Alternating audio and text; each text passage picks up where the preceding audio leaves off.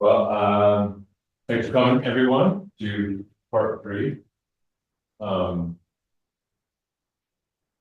name is Ian. You're new. I work in environmental studies program. I teach environmental studies program, and I'm also the first guardian fellow for the Regenerative Center. And who's raise your hand if this is the first one you've been to? Okay, great. So we're gonna quickly review some things, but thanks for coming. I'm gonna come back to you in a moment. I just want to say, we have a smaller crew tonight, and what I kind of found out last minute is that there are a number of other events going on. Now, if you were here previous sessions, you've heard me mention how kind of conventional systems tend to become fragmented, siloed, right? It's a whole bunch of often kind of independent parts just kind of doing their thing. Now, that's not a judgment. That's not like that's bad. It does have impacts though, right? It is not working as a system. It is working as a conglomerate of independent elements. That is not necessarily a system. That is not a whole that will be visited. And so this was a good reminder, especially, we got a Student Veterans Association thing happening and the BIPOC working group. And it's like all of them are critical elements to this whole, there's something else going on downstairs at Wilson. It's all critical to the evolution of the school as a whole. And so it's just a good reminder for Luna and I to do our best to try to remember what else is, going on and start kind of getting back to some of our principles we've been working with, connecting, pairs of at least things that are, if not collaborated and coordinated, at least in communication, right? So we can, not conflict, but even better to, kind of funnel everyone into all these events so that everyone's events get lifted up and no one's having to choose, I know for a fact, like, all the black because they're like, oh, we didn't know we need to do it. And they're like super fun. Like, yeah, we need you here. But the formation of that group is also critical. So, anyway, so for future, this was just a good lesson, but also a good example of what we've been talking about. And all these things are great in and of themselves, right? But when they're just kind of shooting off in all directions, and so, puts my mind towards like, okay, why don't we have like a master calendar? Why isn't there like a, like a portal where everyone can go and see what everything, right? What's going on extracurricularly. Things like that. So I think that's what we're running into tonight. I run into a bunch of people who would normally be here and they're like, wow, there's this thing, sorry. And then, Erin, for example, she's gonna try me both, split her time. And so what can we do to not have everyone have to split the time, decide or choose one thing over another? Right? How can we start connecting and evolving the whole system, which is what this whole process is about. So not right, wrong, good or bad, which is what is, just what's the moment. And good to know, right? It's not just theoretical, the stuff we're talking about, there's like a real world small example, just, communication events. Just that enough is things start coordinating. So I thought since we do have a small group, and there's a lot of like regulars here now at the school, which I appreciate. I thought giving us a moment just to maybe just briefly introduce yourself and kind of like what your jam is here at the school, why you're here, maybe why you kind of continue to participate in this process. Since we have a small group, I just put some faces to names so that as we're floating around the system, we can be like, hey, I remember you, right? Connection, right? Connection. So popcorn styles are just fine, but someone needs to get the ball rolling. We can learn it. That's my focus. My name is Luna. I use the pronouns, and I am a graduating senior in interdisciplinary studies program. And most of my work has been in like religious studies and environmental studies. I also am a work study for MCIC, which is mostly the role I'm showing up in tonight. And I was just accepted onto the ELC transition committee. So we'll start work there, I think next week. Yeah. A week, so. Hi. I'm Martin. I'm just sort of watching the automatic camera tracking. I don't know what's going on with that, but I'm part of the nature-based transpersonal counseling program. I just started up here this year, and I'm at the school because it was the closest program that I could find that I could work within what I call like climate psychology counseling, which maybe I would phrase as interaction and healing human consciousness nested within ecological consciousness with an awareness of many systems within a form of catastrophe, at least in our human scale for sure. So trying to figure out how to do that. I was like, okay, I think Naropa has some of the ingredients here that I can work on that in my own kitchen. And yeah, I'm here in this room because I was telling them a little bit earlier, they're just sort of, it's kind of rare that there's a time where you're within an institution, that there are kind of so many decision points being made and frankly, like kind of certain like breakdown of systems, which will build certain decisions being made in this time period that 5 years from now, 15 years from now, will have formed into something a little less malleable. So that's just interesting to me. Like, oh, okay, I can be here for the first year and kind of be part of that kind of time period. And then on a personal level, I just, you know, if you ask me and say, oh yeah, I'm really big on collective decision making, and then like, okay, so it's probably the simplest reason. Learn how to do it, participate, all that. Yep. I'm Emily. I'm in the undergrad psychology program. M or N? Emily. And religious studies minor. And I am here because I was having a conversation with someone about how much I wished I could understand what's happening next with Naropa in this transformative state, and they told me to come for this. So I'm here. Not here. Fucked up. Well, I appreciate that. Oh. They're probably one of the other events. Yeah, it's not a community. I'll clean on you for update stuff. So what's going on? Yeah.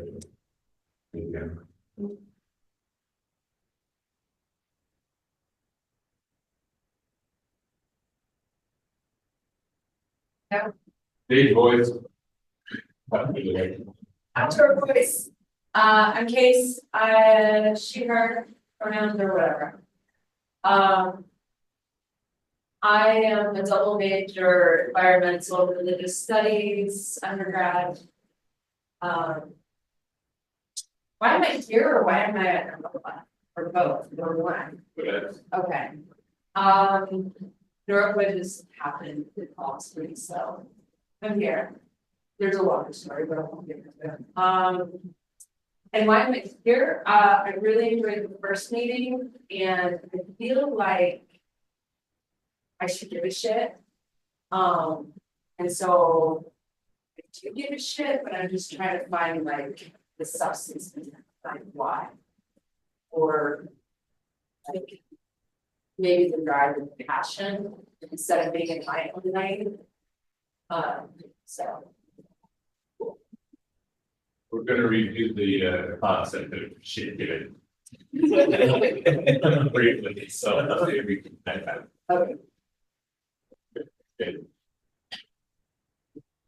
Blue, pronouns for she, her, right, everyone else knows, so we're gonna also graduating spirit. I'm here to give shit. No, I'm here to also give shit.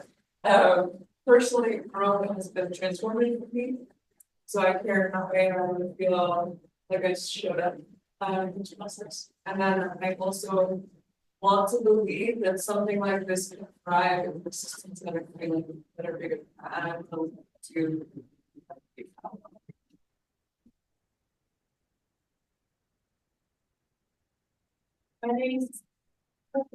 my name's Leela. I use she, her pronouns. I'm in the undergrad art therapy. I have one semester left after this. I also run the Queer Collective as of late. And I'm here because I also give a shit. And I'm really passionate about Naropa and ensuring that future generations can also have access to this wonderful place. And I'm also really passionate about having connections and making connections between different groups and different schools. Basically, ways to learn how to do it. I'm Zach. I'm in yeah, feels good to say that. I wanted to transfer to Naropa in 2009. I didn't make it here till COVID. It's 10 years later. I care about alternative education. And especially in a society that is now cutting the Department of Education. Obviously, we're a private institution, but still it shows the value or the devalue of education. And I think especially for a school like Naropa, I feel like I came here for the resources, the people, the community, more so than the extrinsic functions, degree seeking and all that. So I feel like I want to be a part of, you know, where that's the news.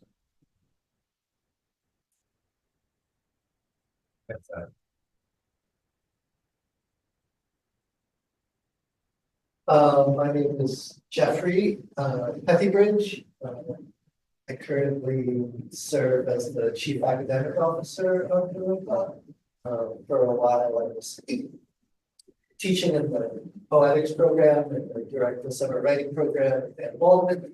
I'm on the transition steering committee with Ina and Lena and others. And so I see that this participation as being integral to all those things. Yeah, I'm excited to also be on the steering committee because there's a more direct conduit in all the work that we've been doing on set, bringing into bigger picture. Very good. And I appreciate some senior leadership being here. That's been a request from a lot of students, the desire for more senior leadership present. So, thank you. A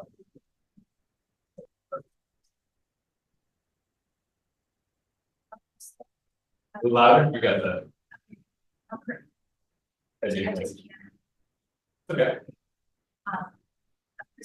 Crystal.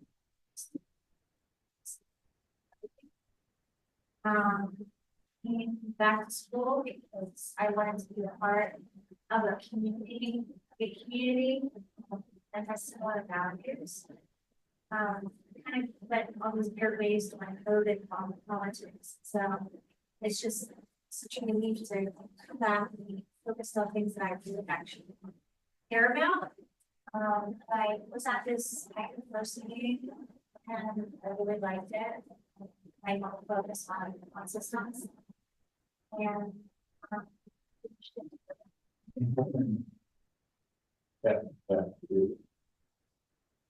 Yeah, you're looking at shit in some way, shape, or form, because there's other ways you could be spending your 2 hours. Where you chose to spend it on this, so that's automatically some form of shit giving.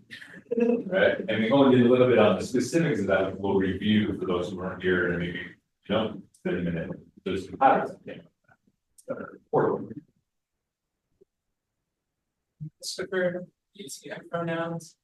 My last year attended here, and one of the student chaplains that role and weird has been really hard for me to relate to this academic year. Even that word, I feel it doesn't capture the way I want to show up here, so I've just been grappling with that since August, basically. I don't know another word, maybe just friend or human, like talk about spirituality. Friendly here. Yeah, oh wow, yeah, it's strange, but I'm here because the last two have been dope, and I feel like this is going somewhere. The fact both of you were on the steering committee, like, I'm so happy, and I feel like, whoa, this is like, yeah, cool that Naropa is welcoming the wisdom that's happening here into huge effing decisions about like how to allocate millions of dollars. That makes me excited. And lastly, something alive for me, I was at Goodwill a few hours ago. There was a man outside. He'd been sleeping, he said this whole season he's been outside, he kicked out of the shelter last year. And the store manager was lovely, bring him in. Yeah, it just made me think about this tonight, Naropa, and yeah, how can this regen stuff think about the broader community? How people are sleeping outside in 0 degrees. Yeah. I'm waiting with that a little bit, right? Last session, right? Thinking about these. That's the goals. Because it's not just in robot, that's some part boundary, right? Where we travel. So, yeah, it's interesting.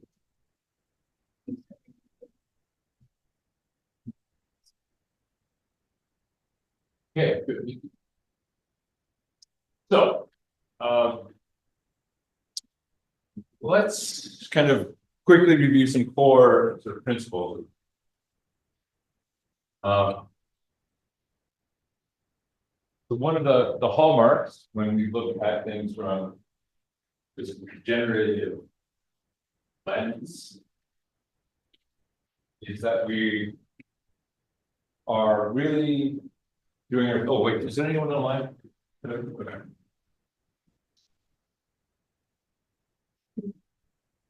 One of the fundamental questions isn't what should we do? That's a very common conventional response to something. But rather, how are we thinking about this?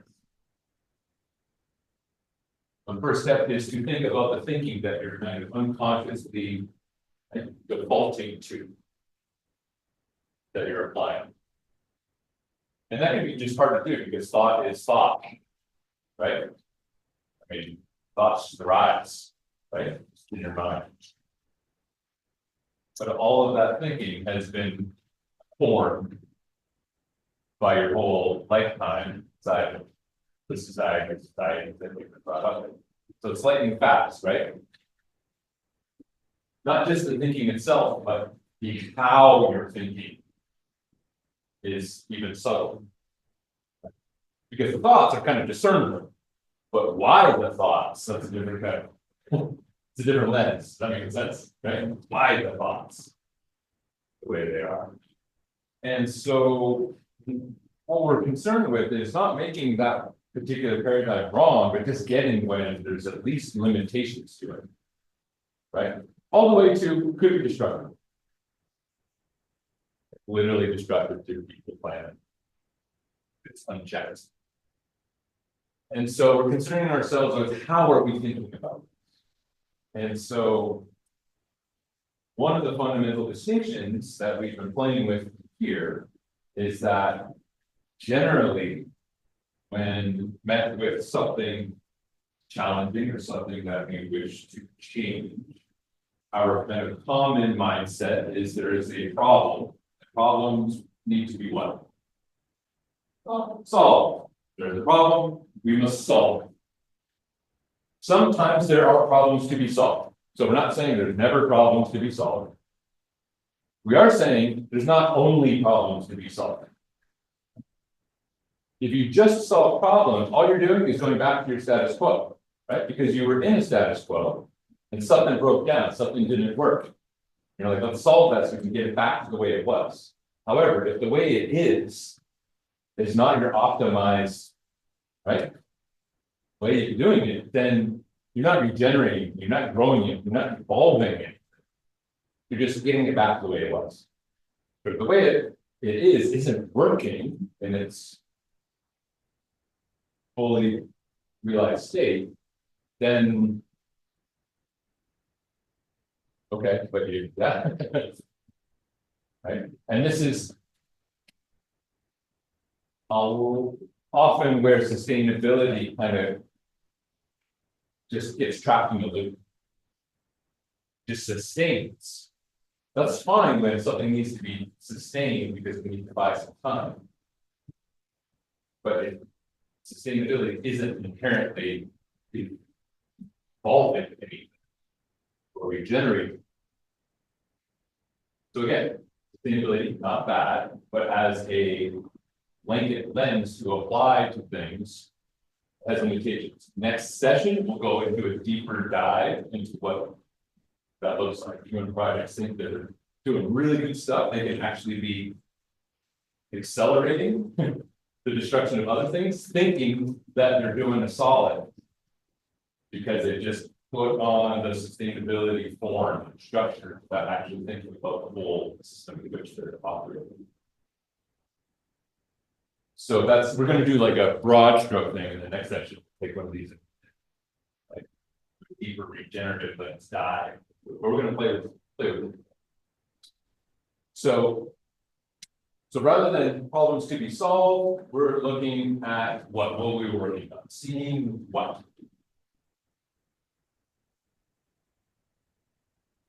The problems we see, or another keyword, potential, right? Not what's the problem to be solved, but what's the potential of what this system could evolve into. That's what we practice, what they call imaging. Right? Different from imagining. Come back to that later. But imaging, just in words, is not so much thinking about something in your mind that is like a third person watching it, but like a first person perspective of like being there, feeling it. What would that look like, sound like, feel like? If the system were potentialized for what it could be. Okay. It's an increase in complexity, which is what all of reality does. All natural systems are complex systems. Right? Self-organizing with emergent properties, you can't always predict. And so we're trying to step out of this imposition of complicated models of doing things that don't always fit the context. We're trying to increase the complexity and develop our capabilities to navigate that complexity along the way. So regenerative development is very much about developing capacities and capabilities so that the system achieves what they call a higher order value. Well, it doesn't mean like higher order sounds kind of hierarchical. It's more of, instead of a this, it's more of a this, right? It's how does that homeless man have shelter, right? It's beyond just the system itself, right? What increase in value the system provides to the interconnected systems in which it interacts. That's higher order value. The less about this and more like this. Does that make sense? So one of the places that we start with is when we look at some big project like the university, right? The culture of it, but also the location of it and everything involved in it. That's a big thing. And there's lots of opinions and desires, and wishes, as there should be, as there needs to be. However, who's ever had a challenging process with so much diversity of, right? It's not easy, it's tricky. Right? And so one of the places that we started is this question of shift giving. Why do you care? I mean, some questions are simple questions that we rarely ask. Why do you care? Why do you actually care? You know you care. But why do you care? So we spent some time on that. Why do you care? Because in that survey of caring, even though there's diversity and there's like specific passions or interests or justice, right? Related things to each individual, 9 times out of 10, there's patterns of caring. A common denominators. And we kind of get that from each other. We could be like, oh, despite some of these differences in directions and opinions, there's a common ground of shit giving. Why we care. And that can really be helpful. Example, community, nearby, we have a neighborhood of lots of diversity to the point where there's some things that we just can't talk about as a neighborhood. We're gonna, yeah, politically and at the same time, a number of years ago, there was an attempt to have some fracking occur very close to the neighborhood. And everyone had different opinions and reasons why they might not like it, and some didn't see any problem. Some were opposed to it for one reason, some were opposed to it for another reason.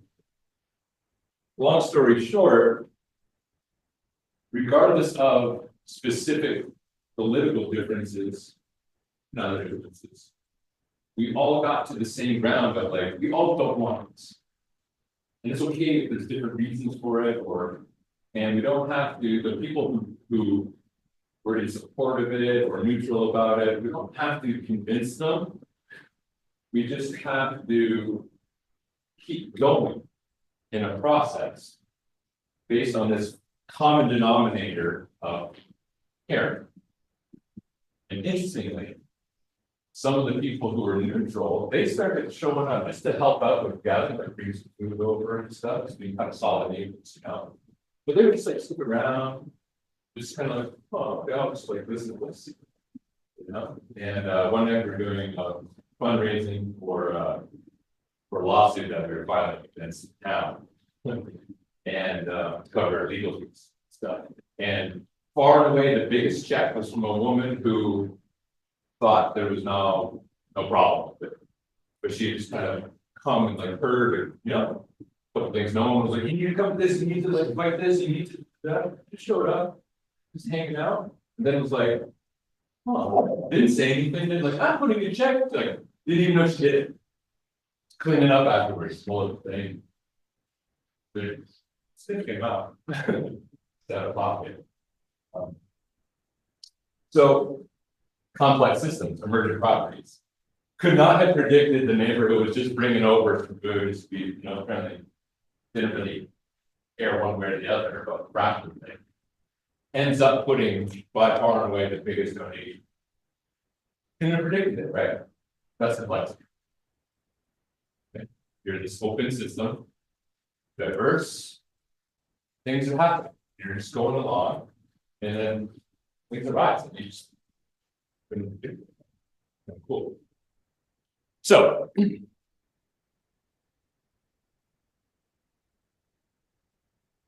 to save us a little time so we can sink our teeth back into some things.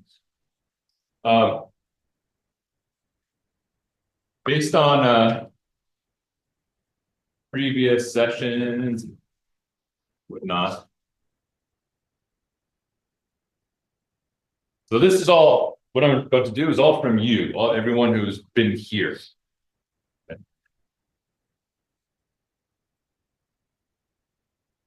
Patterns were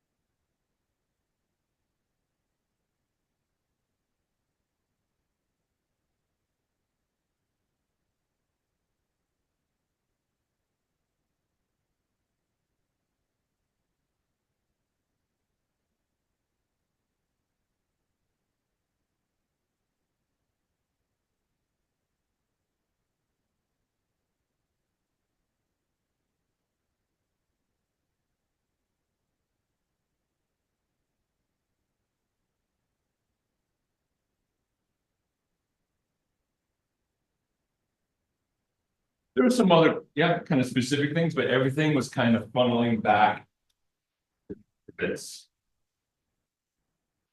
And that kind of makes sense, right? If you have some kind of sense of community and home, you're gonna care. You're gonna care. And then in particular, it's what was happening, or is happening inside of that community. And kind of far and away, the thing that keeps coming up for folks is the uniqueness. And so we're going to come back. That's also important in regenerative development. It's the uniqueness of what is being taught and what the conversations are amongst the community and how the communities, yeah, relating and interacting.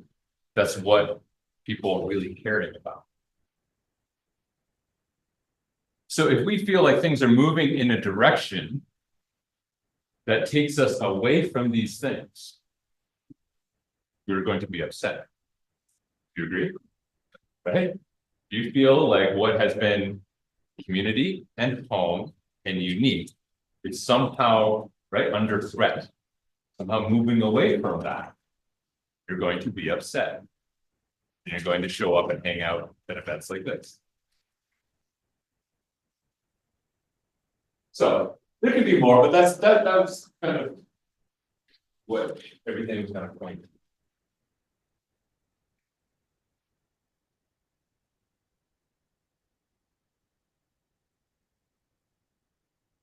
I also kind of synthesized the last session. We captured a lot of the various possibilities of potential of what the school could evolve into. I kind of captured those. Come back to that because we're going to give you another framework for our thinking. How are we thinking about this? It's going to be helpful to have model frameworks that are useful. So we'll come back to that list of potentiality that you to feed through a framework to get us practicing a regenerative thinking process. But before that, let's just kind of review some of these other frameworks we were playing. So, and we're going to do a little, it won't just be an intellectual review. I'll kind of review the principles. We're going to do like a little bit of small group kind of yarning and chatting and come out and just kind of see what's going to go again in and out like that. Like the different classes. So this one coming from Tyson Yunkaporta, Aboriginal guy from Australia, genius. In his book Sand Talk, he describes in much more detail indigenous protocols for being an agent in a complex system. Right? So this is something we checked out last session that I want to review and then have us kind of practice with in a intrapersonal exercise. Okay, but let's just review for folks who learn here. Right? So, for protocol, first, connectedness. Back to kind of how we started. We want to start pairing. This is how we begin to move from fragmentation to whole. If we only ever have this totally siloed entity in the system, that's just the way it stays. Forget this whole conversation. No way that system can operate as a whole. Think about it. Think about any ecosystem. Literally any ecosystem on the planet. If everything in that system was just like, I don't know, like it would collapse. It doesn't work. It can't. It literally can't work like that. Why? Because it doesn't. Because it hasn't. In 13.8 billion years, it has never worked that way. So why do we think it can with our system? That human arrogance.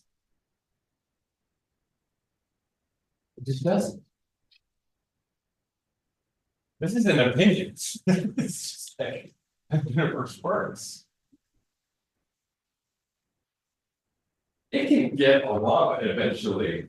It just, or it can maintain or sustain itself in that thing as long as the adjacent systems are still around also too. yeah, support that, but I mean, you know, pandemic hits and nobody has toilet paper. Like, it's not very resilient. That's one of the hallmarks of complex systems. They are inherently resilient. You don't have to figure out how to make them resilient. They are inherently resilient. That's a word we use a lot these days, right? Resilience, resilience, resilience. So we've got all these certain kind of systems, and then we're trying to like, okay, how can we teach resilience? How can we make things more resilient?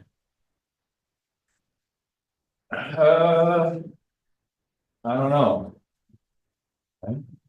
It's not looking at it as a system, it's trying to solve a problem. We're not resilient. Problem, solution. How do we become more resilient? But inside of that system, that it's not really supporting, right? The arising of resilience through complexity. You with me? So pairs. Rather than all these isolated. So I started the role kind of as like an individual, right? Then I'm like, okay, I gotta start dropping system, right? Need to start mapping, right? All the elements in this is going to be called Naropa, but the map is not the territory. So I also have to like get to know the people and like, right? Get the relationships going, right? And then doing stuff, and then Luna reaches out and says, hey, can we? I'm like, awesome, pair. Right. And so that's like kind of happening more and more. And so as this goes along, I get more and more emails from different people and right entities within the system. And so more pairs are happening, right? And so, okay, cool. How do I take those and then begin to networks of pairs? Right. So Kari and Antonio doing their thing. And then there's a pair, and then you just had a meeting for 2 pairs. Combine and start talking about, okay. So it's like that. You start developing that complexity, networks of pairs, and then you start syncing up the networks of networks. Okay. And then now you've got more communication, collaboration, and more unity, right? People belong on the same page. Doesn't mean everyone has to agree 100%. That's not what it's about. There's going to be a difference because there has to be.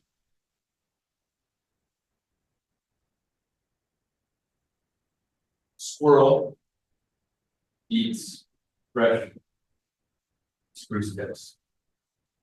Spruce is producing new leaves. Plentiful tree. Cuts off there. Cuts down. ASL squirrel by the way.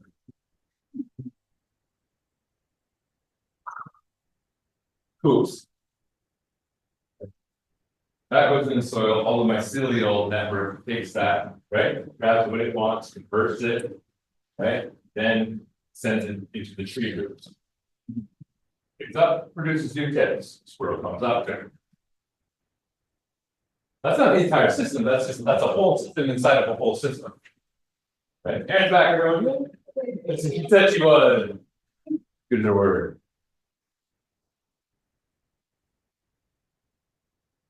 That wouldn't work if it was squirrel, squirrel, squirrel. Or spruce, spruce, spruce. Right? Or fungi, fungi, fungi. That's not what makes it work. The difference that makes it work. With me? Required. So that brings us into diversity. You do need other squirrels though, right? There's only one squirrel in the world, that'd be a pretty lonely place to be. In a short-lived system. In a short-lived system, one life. Oh, okay. That experiment didn't work. Right. So we do need similar to ourselves. Notice it's not same. Why? There's no such thing. We are too complex to say, well, you're the same as me. What are you talking about? There might be similarity. No, you are you. That's it. There's never been you in the history of the universe before, and never will be after. But they could be similar. So affinity groups, yeah, well, that matters, that's important. It's not the only thing. If that's all that there is, it can't work. Doesn't work. Why? Again, every living system in the world does not work on just similar. So we need also different from us, a little trickier, especially in this age. Right, where the reinforcement of difference as scary and bad and oppositional and polarizing is, yes. However, even harder, interacting with systems beyond you. Oh, that's where it gets real. Again, this does not mean agreement 100% or right. It does mean interaction. You try and do the rest of it in a vacuum, nature abhors at what? Yeah. If you could live in a no atmosphere, no oxygen, complete cold and deep space, then cool. But it's not where we live. So we need all these to be present for diversity to actually be present. That can be tricky. However, when the system reconciles itself back to law 3, then it works. Reference again, life. All of life. Okay? They're similar to themselves and different from themselves, and they interact with systems beyond themselves. And guess what? They're working pretty well, so we started messing with it. How do we mess with it? Well, right, we need to interact in certain ways. We need to continuously transfer knowledge, energy, resources, right? Life is exchange, i.e. movement. As soon as something becomes stagnant, what happens? So the rot, fester, yeah, the most sophisticated word. Yes, it does that, right? Your blood stops moving, right? If you're a little bit dehydrated, your blood starts to become syrupy. Think about that next time you're dehydrated. It's literally slowing down, becoming more viscous and like syrup, of course. It's not even happening, but you're just feeling right and going, oh, right? Stagnation when we stop the movements. Well, good. But we confuse stability with stagnation. How does a top maintain stability?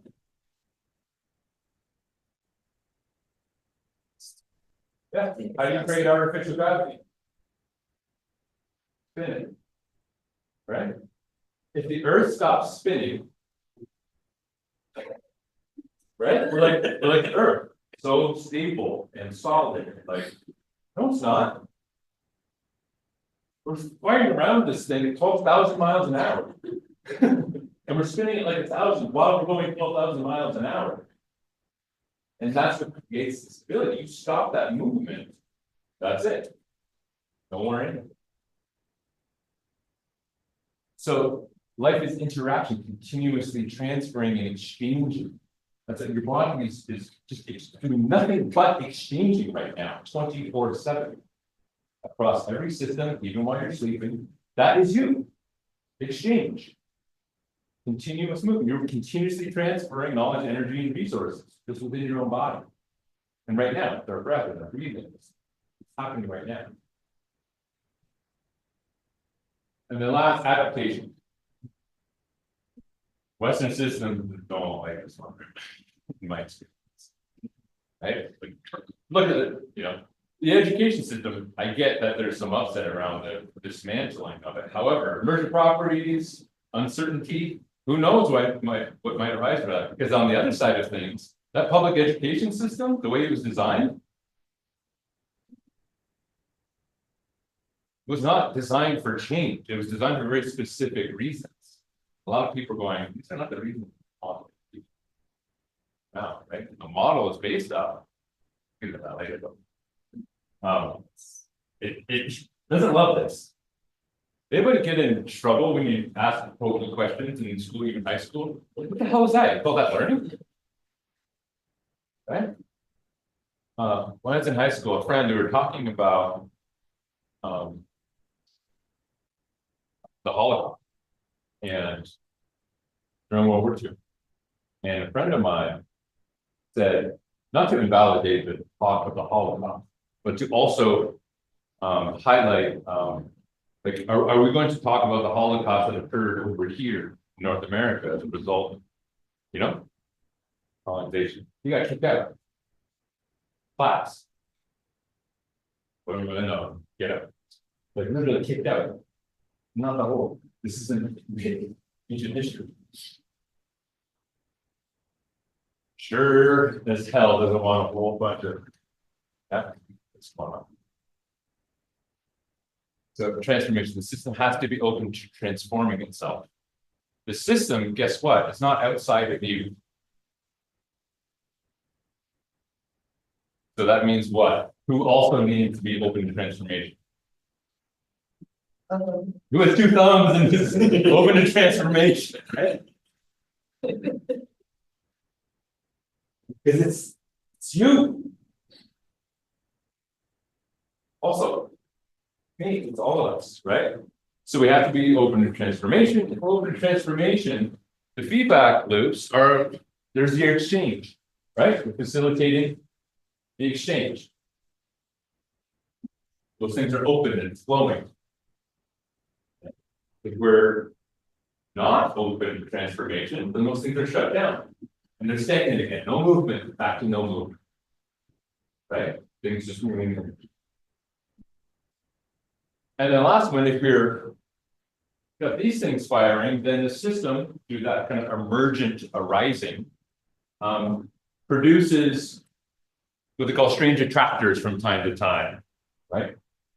This is the when you have at some point in your life, which I almost guarantee you have, at some point in your life, you have found yourself being looked at by everyone, and they're all like kind of looking to you, and you're like, me? And everyone's like, yeah, I think it's you.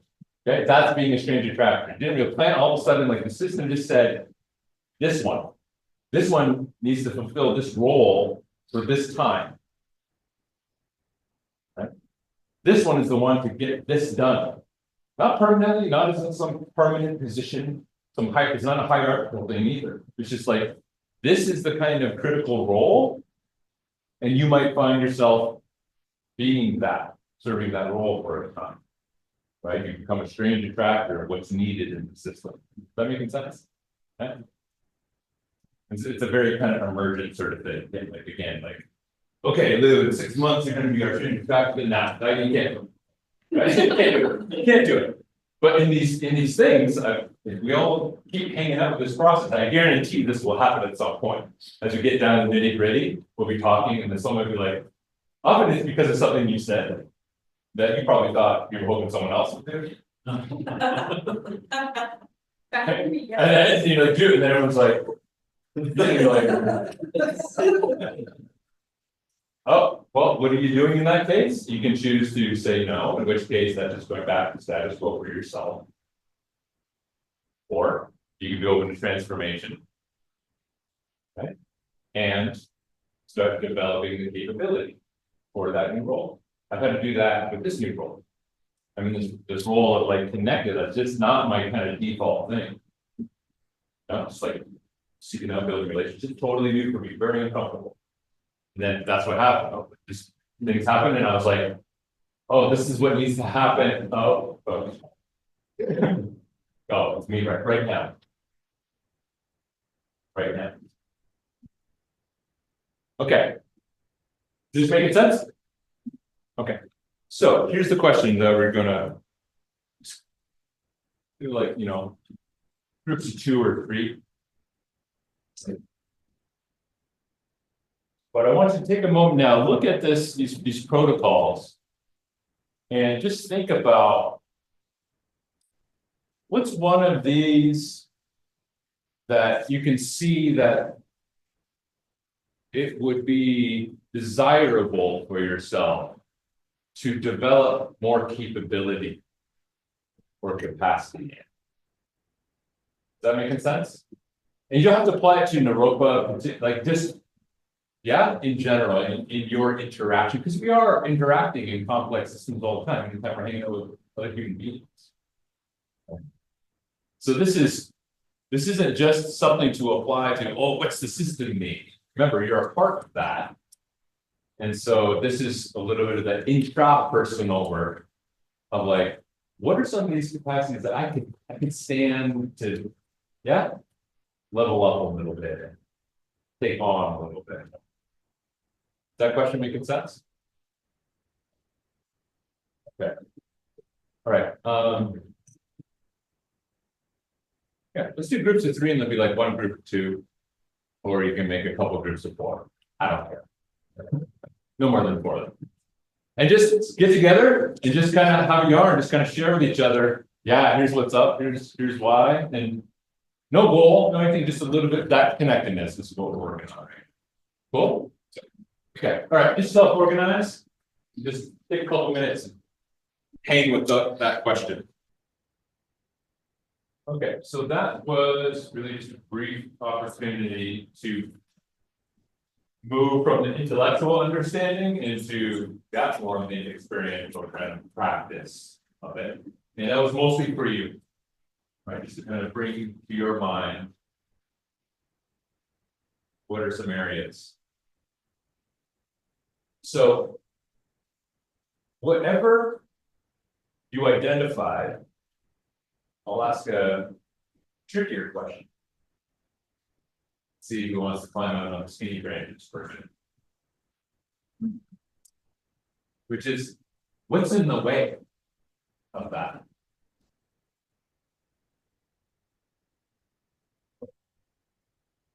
I mean, why hasn't it already happened?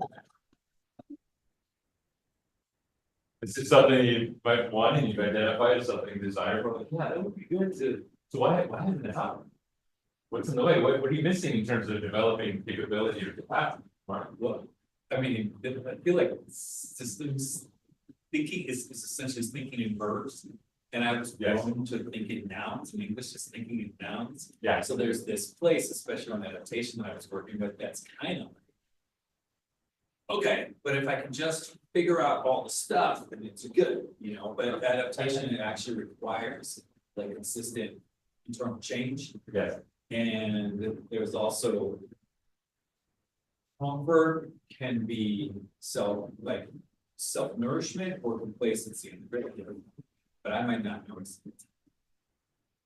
So there's something about that that's sort of maybe some inherent feelings of complacency and the fear of the discomfort that growth entails. And yeah, whole paradigm that is kind of like that work with my basic biology, which is a work, but still, like there's something that's kind of like, nope, just figure out the boxes, set the boxes up right. That's your win. You know, on some level, I have some beliefs. Oh, sure. Yeah, I mean, that's very Western. Yes. Yeah, along with everyone else. This is what we're talking about. The thinking itself is one thing, the why that thinking is quite another. And just last Friday, you would have dug it. I have a whole kind of section in my course on language and linguistics and how it, yeah, and when we come brought up in a subject object based language, there's some limitations that come with that, as opposed to subject based languages that just kind of everything first, because everything is, if you think about it, right? Yeah, an object can't initialize a verb. Thing can't. You, a flash of lightning.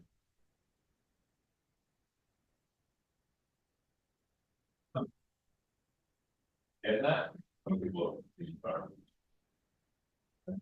Lightning is the noun, yeah, like it's some static fixed object. We say it's flashing. Think about it for a moment. Lightning is flashing. That's what it is. It's flashing. It's not, there's something.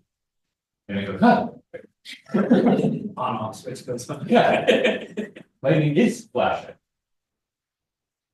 Right, rain. Raining, yeah. Raining is rain.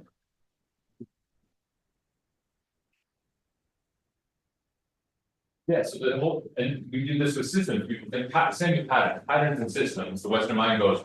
It locks it into time and space, concretizes, makes it a static object. We don't even realize what we say, like this educational system, you have it kind of in your mind as some thing. That exists independently, that's static. Awesome. Want to know a trippy thing about the word thing? Awesome, yes, I do. That etymologically, a thing is a group of people come together to make a decision. A thing is a civic gathering, it's a town hall.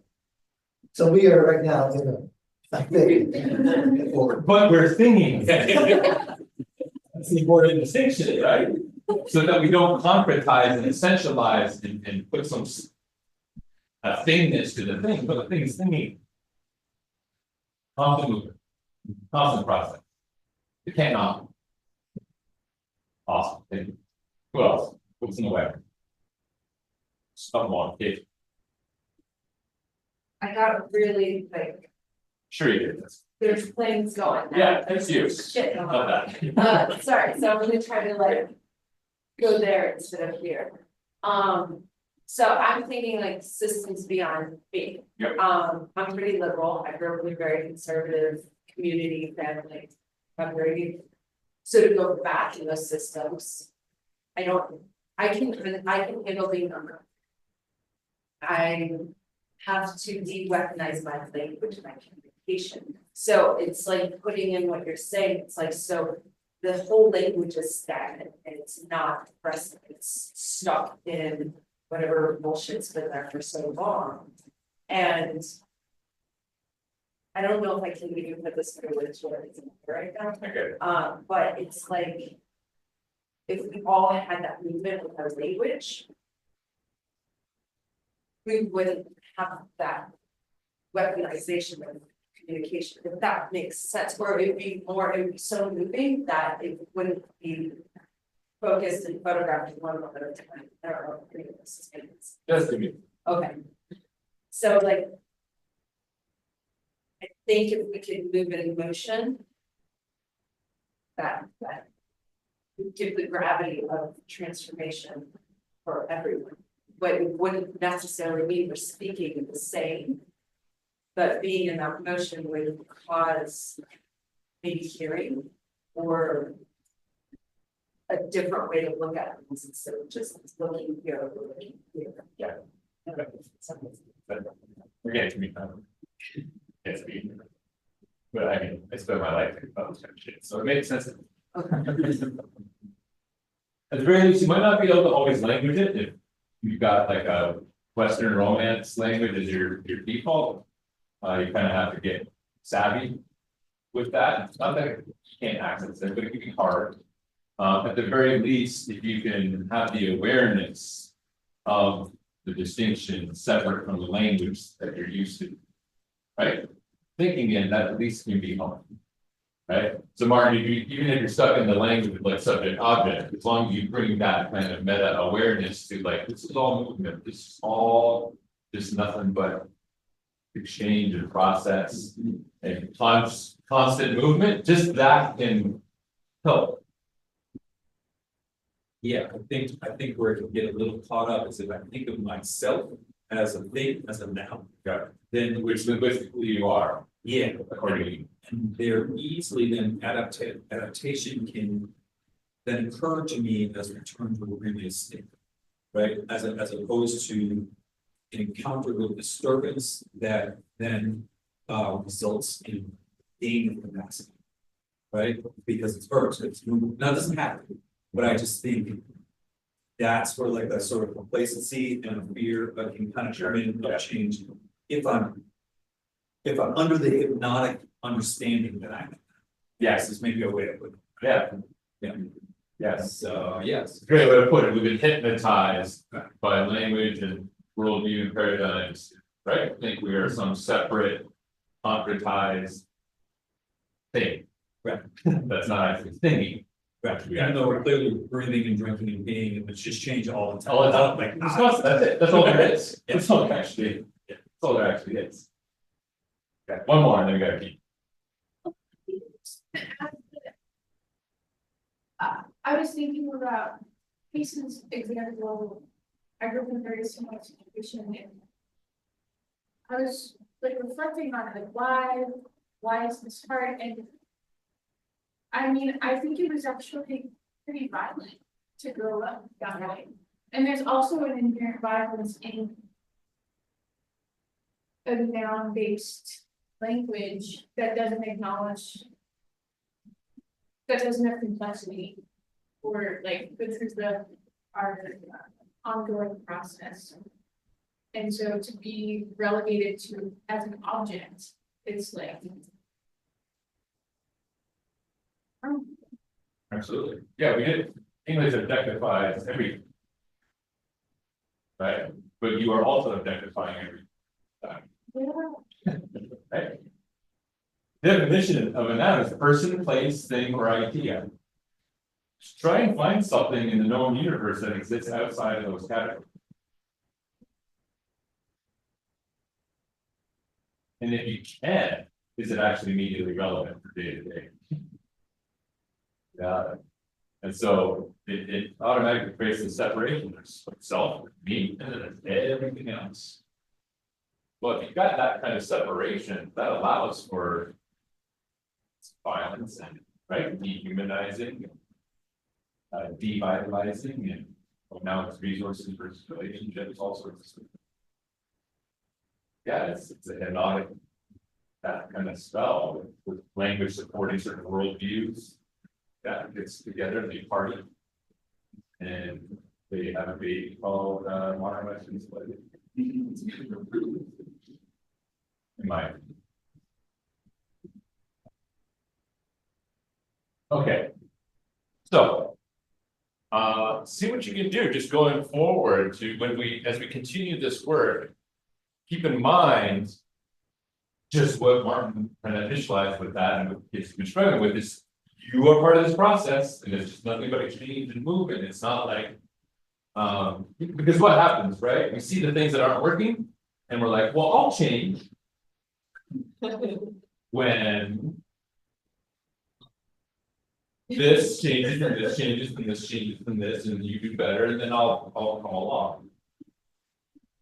That I think my broad takeaway is something that was said to me in my orientation week. Basically, the Naropa is not an abstract entity.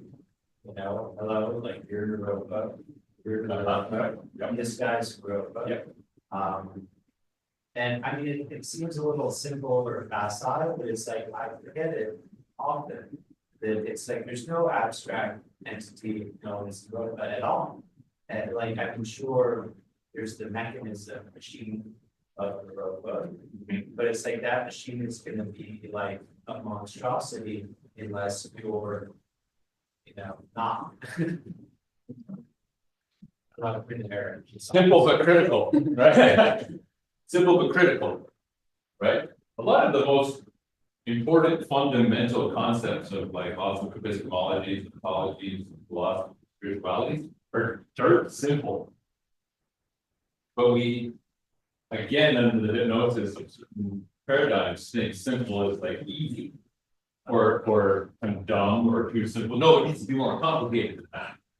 Like, oh, what if we're missing huge, profoundly important critical things as humans? Because we've labeled this, oh, it's too simple or it's over, right? At the same time, as that same system being guilty of oversimplifying the complexity of things. Uh-oh. Conceptual minds, right, a lot. Yeah. You classify it, put it in a box. Yeah. Give it parameters, give Yeah. it rules, give it laws, and, Yeah. you know, and told that it's how it works. Something simple. A lot of the spiritual trees are very, very simple statements, but yet they go on for years and still have to figure out. Yeah, they don't also understand that there is enormous complexity in that.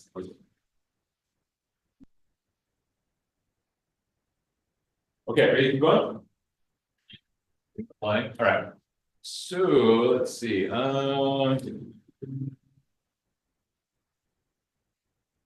Yeah, okay.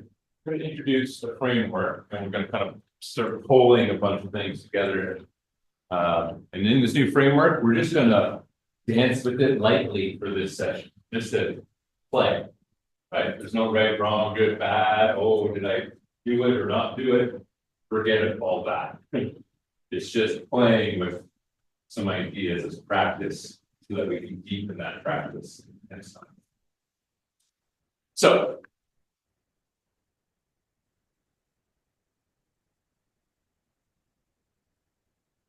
I'm going to do my best to briefly communicate a framework coming from Regenesis Institute, what they call the Tetrad.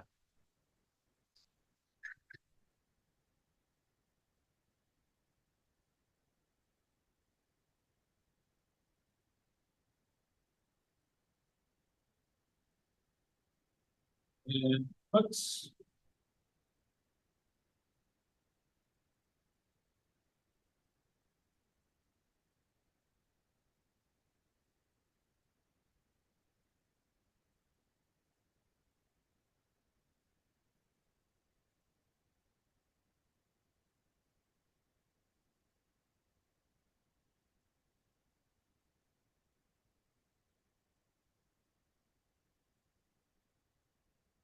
put up just so I remember to bring it in.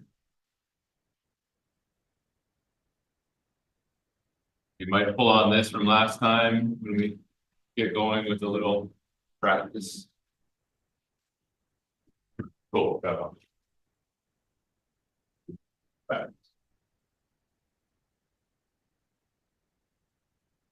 Okay, so all models are wrong, some are useful, right? All we're doing is throwing models out, and these are ones that have been useful. They're not it, right? But what Aaron was saying is we do need some kind of language and location of kind of like some kind of categorization as humans. Otherwise, we just float off into space, right? Like we need some kind of ground. But we don't want to confuse the category, the label, the model, the language for the thing itself. It's a door into that complexity, right? So these are all like doors. Okay, so over here is what they refer to as the ground. And you'll probably have been exposed to lots of different frameworks and models that have four things, very common, it's very given. You might find yourself trying to compare some things, but maybe that's fine. But maybe don't try to like merge them or overlap them or right? Spend time like trying to fit one into a pre-existing model that you have. Does that make sense? It just kind of just be here for this one if that starts coming. Okay. So the ground is that's your why, really. Yeah. What's the potential? This is the place that's concerned with this potential that we'll come back to. Why am I doing this? And we can apply this, by the way, and you're going to in a few minutes, to any activity. This is a general one. As we go along, we're going to do like a regenerative development specific version of the Tetrad. But this is a version that you can apply to any activity, any context, which is helpful. So the ground is the why. Why am I doing this? Why do I care about this? Whatever this is. What's my motivation?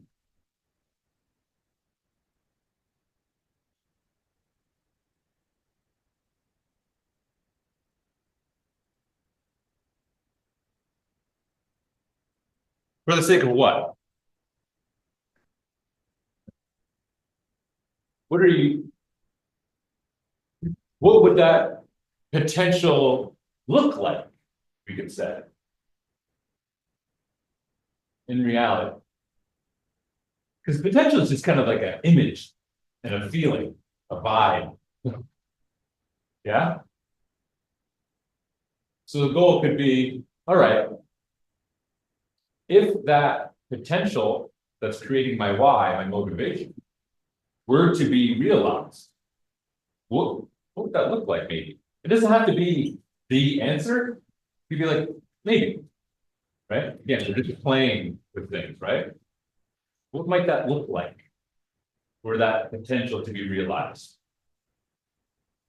Okay, how would I know that potential is going to come out?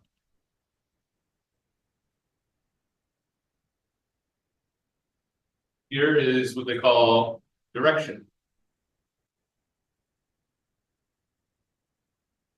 What do we have in place that helps us stay on track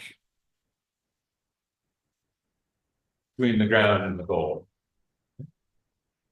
Big that. What how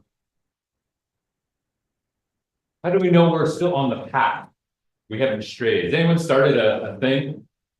And then kind of Lou's already saying, yeah. You had a ground, right? You had a goal, but then somewhere along the way, you're like, where the hell are we? How did we get here? It's because we weren't paying attention to direction. Right? So often like evaluation and indicators and things like that. Like these are the things. How do we know we're still working towards this? What's in place so that we know we're right? What's in place to let us know if we've gotten off track, if we kind of like took a smaller fork off the trail, but we thought it was our main trail, we just didn't notice, right? What tells us we're off, what gets us back on, what lets us know that we're still moving towards what we want to be moving towards. Making sense? And then the last one, what they call instrument. Assuming I remember how to spell it.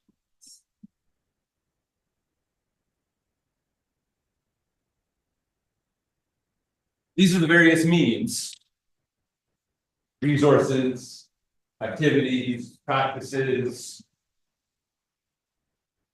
What do we need to do in order to get it? Emails to be sent, relationships to be made, things to be typed, assignments to be done, courses to be taken, learning to be had, whatever it is, right?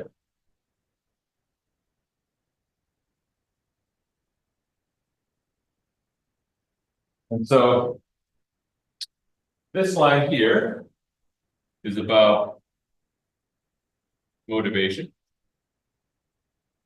This line here is about means.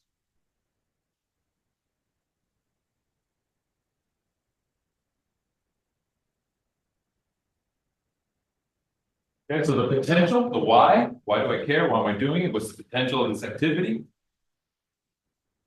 What's the goal that I want to produce from that potential, that realization of that potential? How do I know I'm staying on track or we are staying on track? What's our indicators, our methods for evaluating, our way to get back on track? And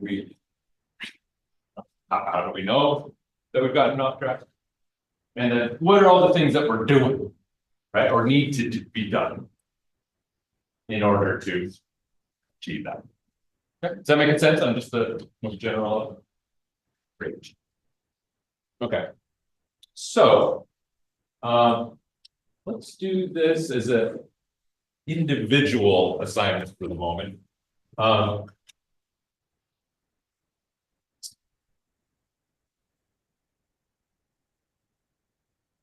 So I'll give you a quick example.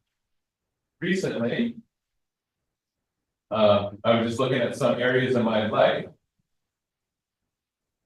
totally different areas than this. And I was thinking about different contexts. And I was just running it all through the Tetrad in various ways. And where you don't see something is where I got a little stuck at that moment. I was like, cool. I didn't get into this completionist, like, oh, it's gotta be right, I gotta figure this one out before I go and do this one. You wanna be light and dance and like play with it, it's okay, it's not about figuring it, it's not about solving a problem. It's just about messing around and seeing where, right, the new kind of thinking that might be produced, right? So I start with one and I get somewhere, I'm like, and I'm okay, not quite there, so I took it in context. So I'll go back into these and yeah, keep messing around.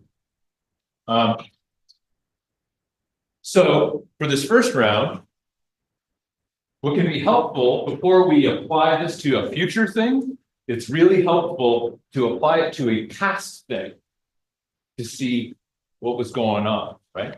So I want you to see if you can find a relatively recent experience or activity that didn't quite go according to plan. That didn't quite, right, work out in the way that you wanted it to. Could be a meeting, could be a group project, or maybe you're planning a trip with your family or friends, you know, not something crazy huge. Keep it, kind of mundane, every day. Because again, you can apply this to anything. And then run that activity or experience through the Tetrad. And just see, was everyone sharing the same ground, for example? Or did you just think everyone was doing the same ground? Or maybe you all did, but no one had ever really talked about overtly, is our goal the same? We might all be here and agree, but maybe there's a kind of unspoken, unconscious assumption that everyone had the same end state in mind, maybe not, right? Maybe that was cool, but the instruments weren't supportive actually of getting there, right? Or maybe those things were, but the direction was, no one was holding the direction, no one was paying attention. It's like having someone lead a hike, but they're just like talking to the person behind them. And you notice the arrows go different ways, right? So it's not just here and here, but like there's these connections too, right? I recommend, this is a good, because it's the ground, it's the foundation. Maybe start there, but don't feel like you have to go in a particular order or anything like that. Just again, play with it. I'll give you a few minutes, just on your own, you can like journal, take notes. We got some extra paper and some pens there, you can bring anything. Instruction clear enough? Okay, cool. A few minutes just to play with that. See where it takes you. I'll come back and I encourage you to.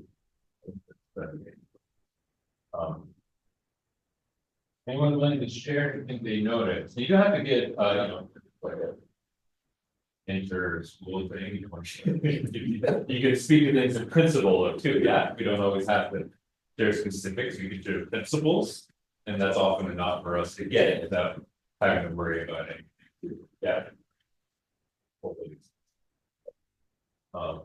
Or it's got nothing to do with anybody, and you want to give specific context. Because it illustrates, you know it's fine. Class project that I had last semester that I thought I probably stopped. And I was not happy with all that. I was embarrassed to my fellow classmates.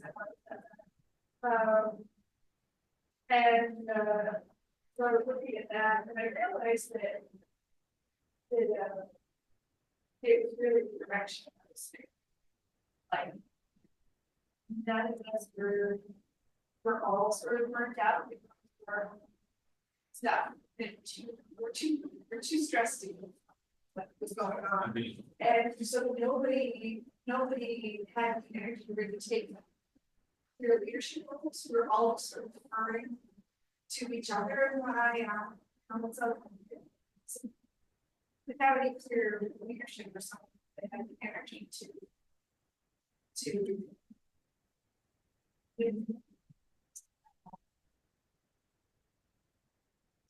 mediate the group. It was just lack of energy or creativity. And so, okay, got that. What did this show you about that Well, I think that, process? yeah, it was, I don't think I ever really realized that that was the thing, like, where it failed.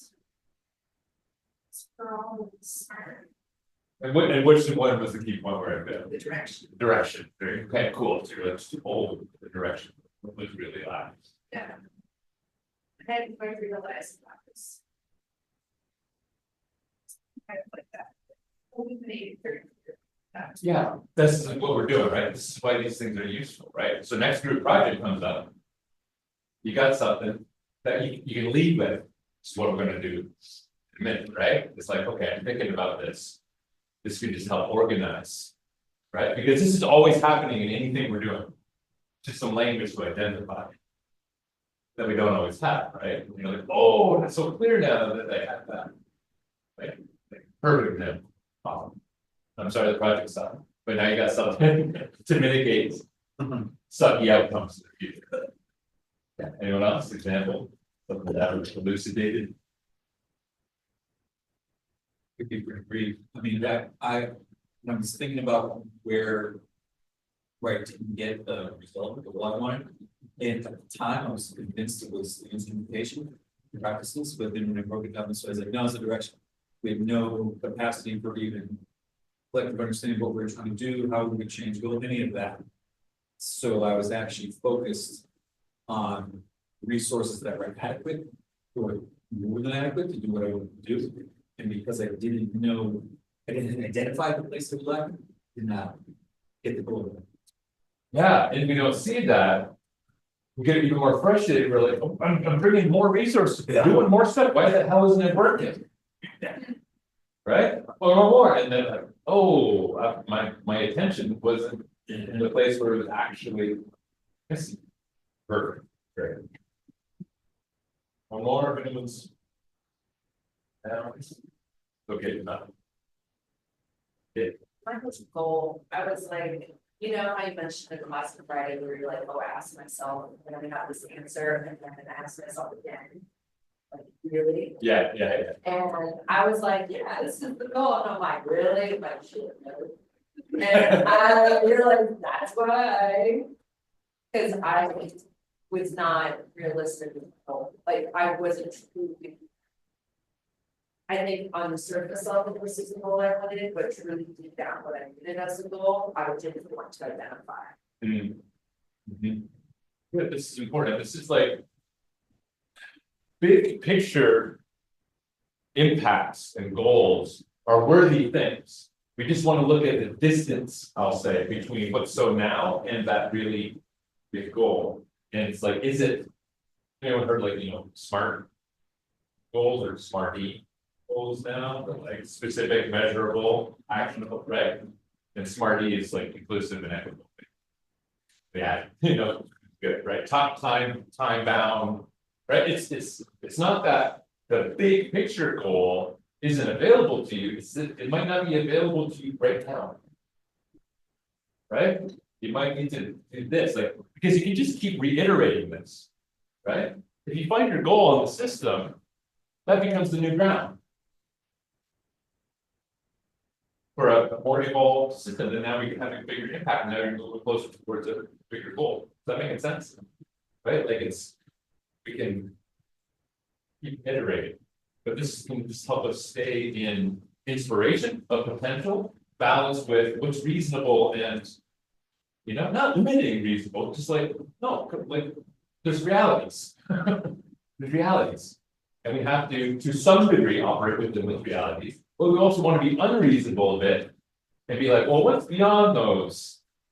What's limiting our thinking that we think this is where it has to stop? Can we go beyond that? But like, let's be careful not go into that Disneyland, right? With it, like, yeah, but as we grow, we can get closer and closer.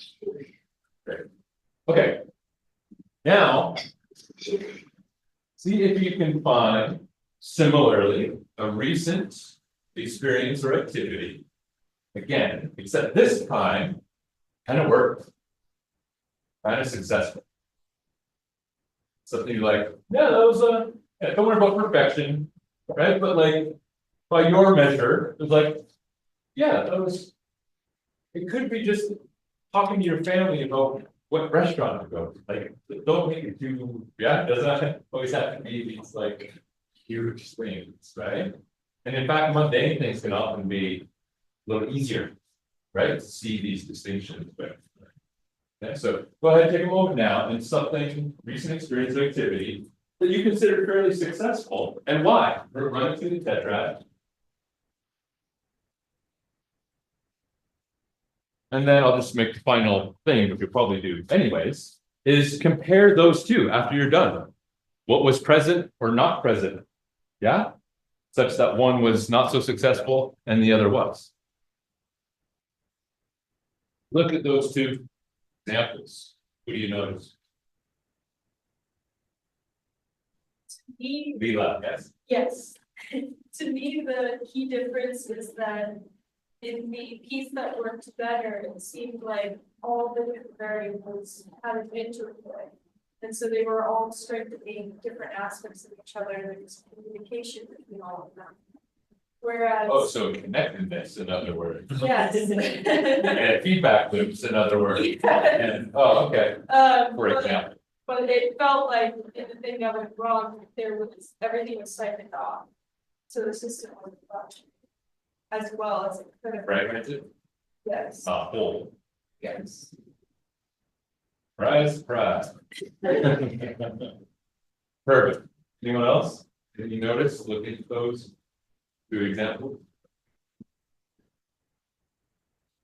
And notice a really big difference with instruments and having much more choice, like being aware of the extent of the options as opposed to the big one or two kind of thing. So diversity. Okay. Yeah, you see where like we're throwing all these frameworks, but they all complex systems. It's not this one and this one. So no, we can just keep dancing with all of them. Right? Get stuck on one, we can apply something else, be like, okay, I'm almost here, but I'm kind of like not quite. We can grab something else and be like, okay, let's run this through this and see if that kind of right highlights something. Right? They're all it's not a linear thing. Does that make sense? It's an omnidirectional spherical kind of deal. Right? Where we can just bounce around. I don't know rules, right? It's guidelines. Yeah. Right. Don't need more examples, but did you notice a difference? Did anyone notice? Okay, cool. All right, great. So last thing we're going to play with. So just to revisit, here's another framework we talked about last time. I'm not going to go over it right now. I'm just going to let you just put that back into your mind as something you might play with. We will come back to this in more detail, but if you weren't here, we're going to do a little bit of small group stuff just for the last few minutes. So maybe someone will remember that. Don't worry, we'll come back to it. I'll also remind you of nested holes, right? So that everything's connected. And so looking at a system as a series of nested holes could be helpful. So if our project we're calling Naropa and the Nalanda campus is like our main focal point, we can be thinking about, okay, what's the proximate hole that surrounds and interacts with? Yeah. And then what's the greater hole that the proximate hole interacts with? And this is, there again, no right, wrong answers. It's about thought experiments. Right? So we ran that last time in a bunch of different examples. And they were all correct. Does that make sense? Right?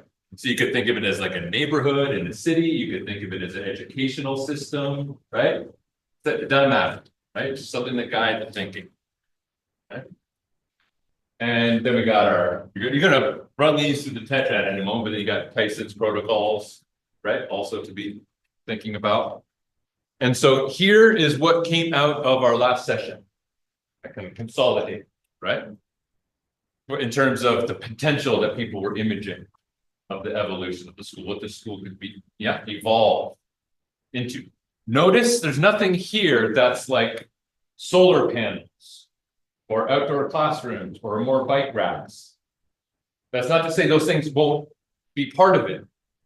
But this isn't about the form per se, right? It's about, if you go into anyone ever been outdoors, backcountry or something, you come into a certain place and you're like, oh, like all of it was good, but then all of a sudden you're like, oh, this place, this area. But you probably weren't going, okay, it's because that daffodil and those grasses and that trees and those are, that's why I'm feeling this way. You did not do that. You just vibed it, right? Something was different. Something was unique that you just went, oh. Yeah, and then maybe after you chilled out, you're like, maybe, yeah, but you're probably seeing the whole. You probably weren't seeing all these individual structures that inspired that. You just went, oh shit, this is nice. Just like that. Right? So everyone's minds were Naropa as a hub for reciprocity, resilience, resistance, multi-generational learning and relationships, leadership development, mentorship, preserving brilliance, and an incubator for generating contextual solutions for generic problems. It's hard to not use the problem solution language, so it's cool right now, but I think you get the vibe where it's saying, let's stop putting cookie cutter, right? Things on top of stuff and be like, what's the context, right? This is complexity. There's patterns, but there's also context. And so it's the interplay of understanding big patterns, but how they manifest in each particular context. Whether that's a conversation you're having with another human being moment to moment, right? Or an entire system. Cultivating connections, shaping change, shifting the paradigm of education and hope, right? All this adds up to Naropa's, this is critical,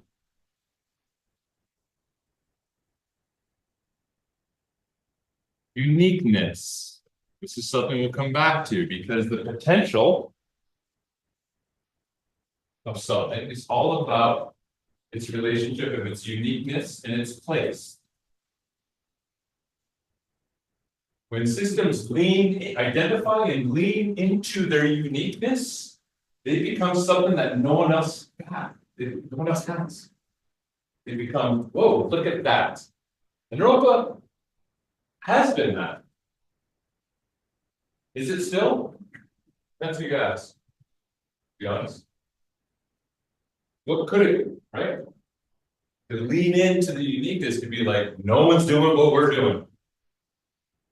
That's how you get noticed and stand out and start getting influenced. This fade in the background of all conventional stuff. What's to distinguish you? What's to distinguish your awesomeness? Nothing. What do you want people to see you? You want to say we're the same, just smaller?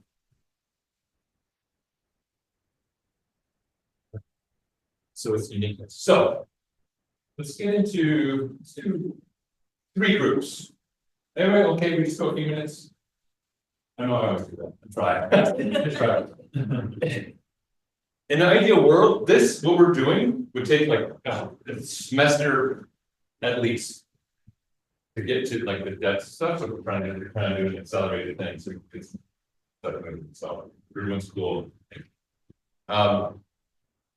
Keeping all this in mind, what you're going to do in your little group, and we'll get in, three groups, is see how quickly you can just grab a potential. Don't get too stuck on which one.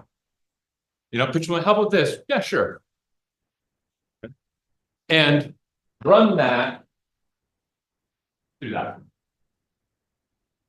Making sense? Okay, this is just the first couple of minutes, thought experiment, stream of consciousness kind of stuff, right?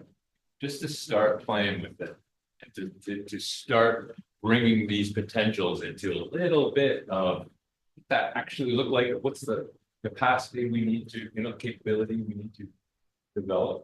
Does that make sense? Yeah. Okay, good. In the direction of the goal. Direction in the goal.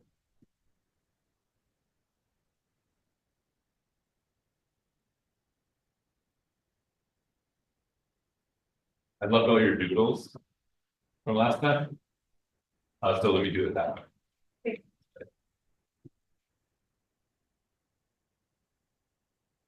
Here's your starting point, here's now. Okay. And here's the goal. Whatever you've identified in that. Okay. Would you actually add round to whatever you're doing right now? What's that? Would you add round to what you're doing right now? Like, Yeah, this is ground. Okay. there's round and goal are. Yeah, me too. Yeah, I get it. Right? Yeah, this is why it's just a brief, right? So this is the potential of something. So what's possible. This is what it could look like when it becomes reality. That making sense? So here's where we get into like structures and forms and stuff, right? This might look like in form such and such. To bring it from the realm of idea and inspiration to the realm of reality, right?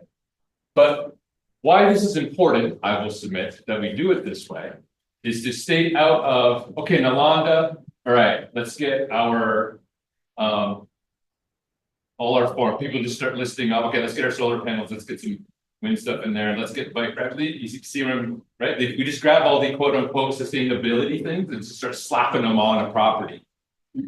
And being like, cool, we're good. Right? We confuse the form or the structure for principle, and we miss the next session. We'll do some examples why that doesn't work so well, or at the very least what we miss. Right? So we're starting with that kind of quote abstract. It's not super abstract. And then what does that might that look like in form? How would we And so along the way, it's like, okay, there is a path. But also, you know, if you've been along any forest trail, it does this. And if you're not paying attention, this is the direction. If you're not paying attention, right? You might like, yeah. You're like, wait, where the hell are we? Right? So yeah, the direction is how do we know that we're following the most intelligent, efficient, logical, right, whatever, to the goal. And if we do this, what's there to be like, wait, turn around. Okay. Or hey, how far are we? Like, do we have indicators, you know, along the way? How do we know we're still on that?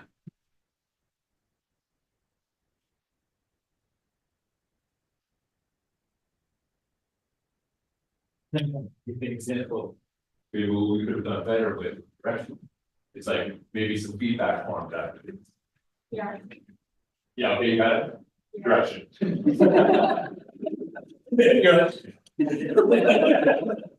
Too real. Feedback form. That's a new meme. Too real. Too real. Okay, yes? Okay, just self-organize, just get like 3 groups and just kick this around for a few minutes and just we'll just hear back and then we'll wrap.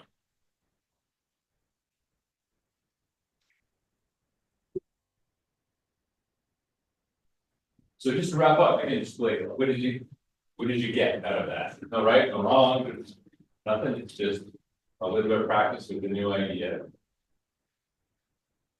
So were you surprised by anything you're thinking? Were you notice something creative happen, something new?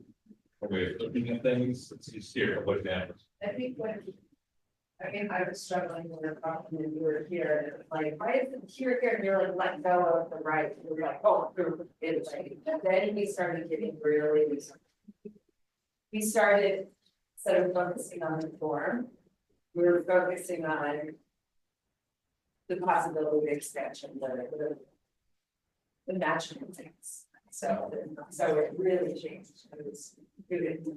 We were having fun with it. It became fun. We're having fun with it. What were we having before? It was like, Right. So one of the very first principles we talked about, day 1, was vitalizing the field. Right? Regenerative development requires that the field becomes vitalized. There's a lot of stuff, would you agree, in day-to-day conventional society that is devitalized. Right, so many meetings that we do are devitalized, we go around, we get stuck, gotta figure it out, gotta solve the problem, solve the problem. Right, we shift our attention, our consciousness, our thinking. And holy shit, we might actually have fun while we're reading. And that's something. Awesome, what else?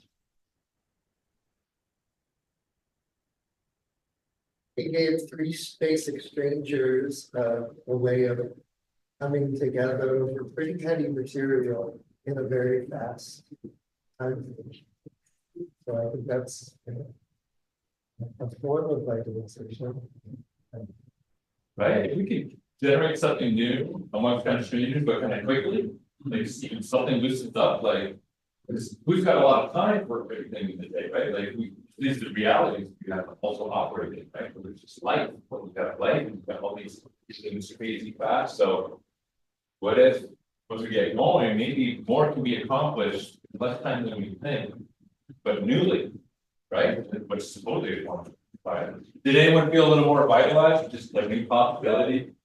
Okay, like we're doing it, we're practicing the thing while doing the thing. Something. Okay, paradox and paradox. Okay. Perfect. One more.